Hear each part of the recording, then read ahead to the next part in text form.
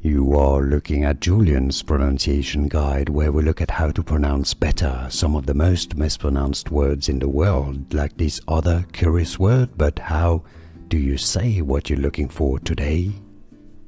Let's learn once and for all how to pronounce this name, Catalan name, member of the Parliament of Catalonia. So yes, he's Spanish, but more specifically from Catalonia.